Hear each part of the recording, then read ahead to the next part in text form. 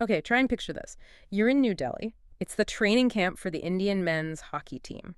You know, the guys who just grabbed bronze at the Paris Olympics. You'd expect to hear sticks hitting pucks, maybe feet pounding the turf, the coach shouting out drills. Yeah, the usual sounds of an elite team. But instead, it's quiet, really quiet. The players are inside, in a classroom, laser focused. Not on game film, though. No, they're hunched over these black and white checkered boards, playing chess. Chess. It's pretty radical, isn't it, for hockey teams? Totally radical. It's this new mandatory cross-training thing they're doing, using chess, believe it or not, to sharpen their actual game strategy on the field. So that's what we're diving into today, this mental revolution happening in Indian hockey. Why swap speed drills for, well, thinking strategically? And why Chief Coach Craig Fulton thinks this is the key, maybe even for the next Olympics. It's a big shift. I mean, these are incredibly fit, powerful athletes, world-renowned. Right. And now they're being told formally, okay, drop the stick for a bit, pick up this little wooden pawn. And it's the first time Hockey India has ever done anything like this. Exactly. It says a lot about Fulton, who, let's remember, coached them to that Paris medal.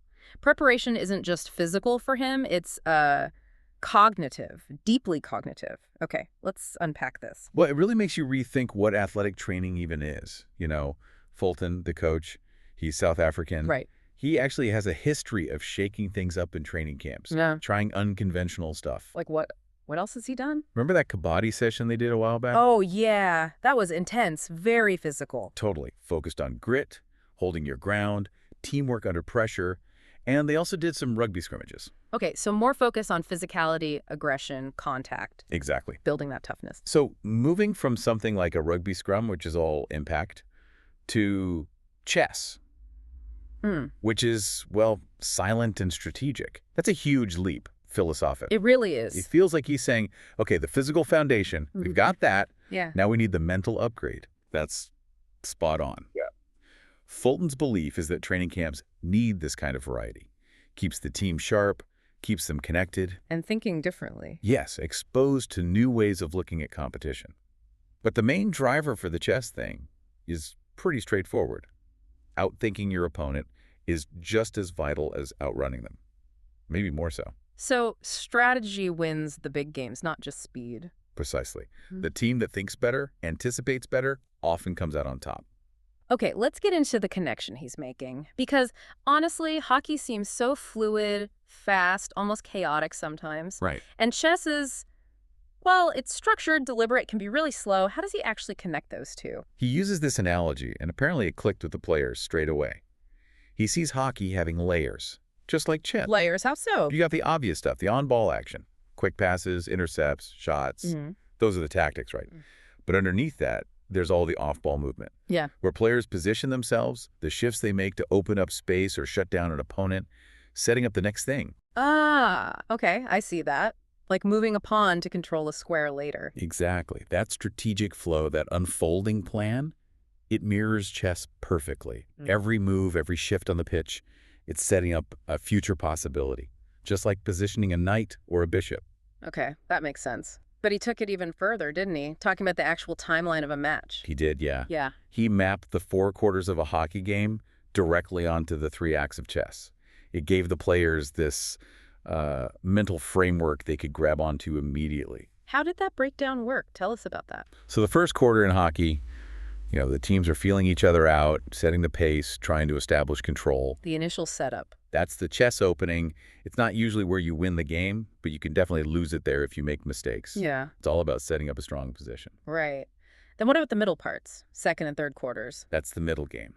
That's where the real fight happens. Complex plays, intense battles for position, momentum swinging back and forth. High pressure, lots of action. Exactly. It demands peak focus, tactical creativity, just grinding out those small advantages. Fitness meets tactics head on. Okay. Which leaves the fourth quarter. The final stretch, often super tense. That must be the end game. Yep. And in chess, the end game is where tiny mistakes can be fatal, especially if it's close. Like a tight score in the last 10 minutes of hockey. Precisely. And this is where Fulton's key message, his mantra, really lands. He uses the chess analogy to hammer it home. You can't seal the deal in the first half. It's about finishing strong. It's all about having that strong start that builds into an even stronger finish.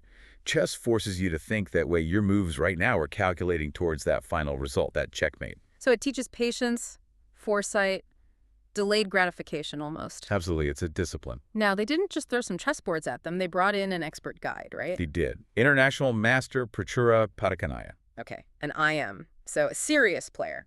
Oh, yeah. Very respected. He represented India in World Youth Championships, plays in the Global Chess League for the American Gambit squad.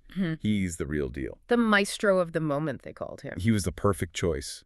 He got that these guys needed more than just the rules, how pieces move, captures, checkmate. He had to connect it back to hockey somehow. Exactly. He moved pretty quickly from the basics to the mindset of an elite chess player, how to translate that chess cunning into hockey smarts. So what was the big lesson, the thing that really made the players sit up and take notice? It was when they started talking about anticipation. Oh. No, depth of calculation. Okay. Padakannaya dropped this fact. Top chess grandmasters aren't just reacting to the last move.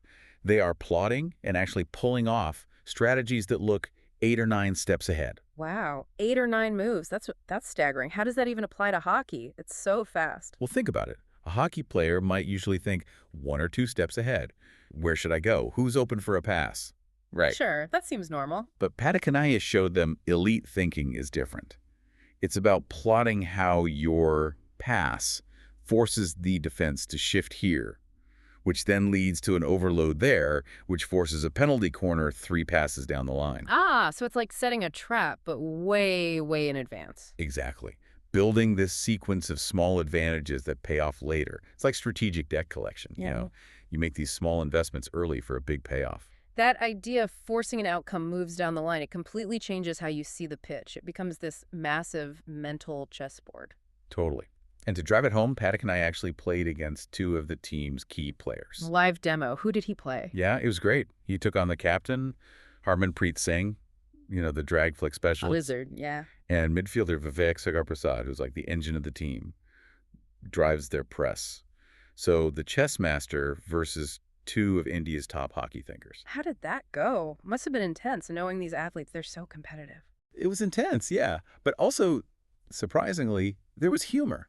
People actually laughed when pawns got taken unexpectedly or someone missed an obvious threat. So it wasn't just a deadly serious lecture. No, not at all. It showed that learning involves making mistakes, even for Olympians. They can fumble a fork, when they're out of their element.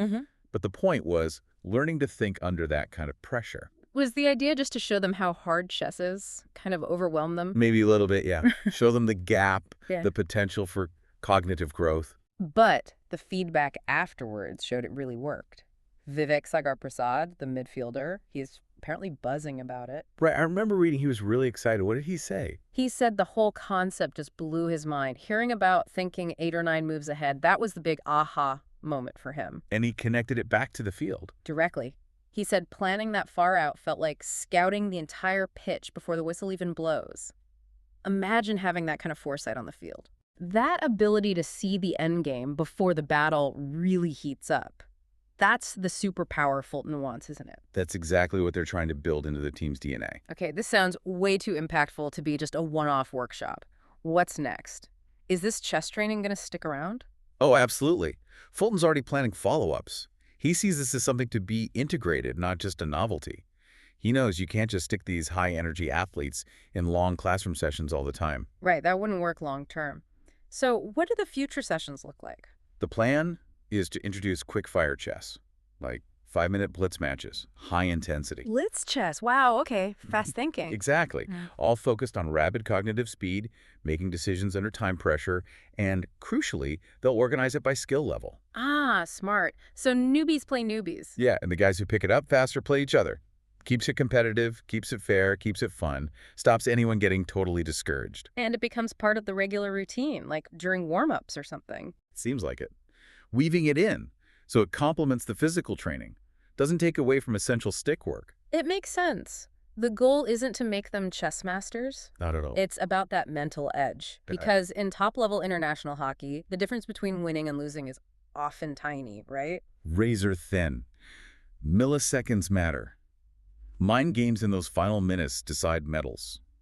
This isn't just a hobby. It's cross-training designed to give them that critical cognitive advantage The difference between just reacting to what's happening. and anticipating it, Mhm. seeing the counterattack developing 3 passes before it even looks like a threat. So the mental revolution is definitely happening. India's hockey stars are now plotting world domination one square at a time. Maybe. But seriously, they're moving from reacting to anticipating, using chess cunning to boost their hockey smarts. What's really fascinating to me here is just the core idea that sharpening your mind in a quiet game like chess Yeah. can actually revolutionize your performance in a fast, physical, dynamic sport on the world stage. It really highlights that the mind isn't just part of the athlete. In many ways, the mind is the athlete. It's the most critical muscle you can train. So, thinking about our listeners, what does this mean for you, in your own professional game, whatever that might be?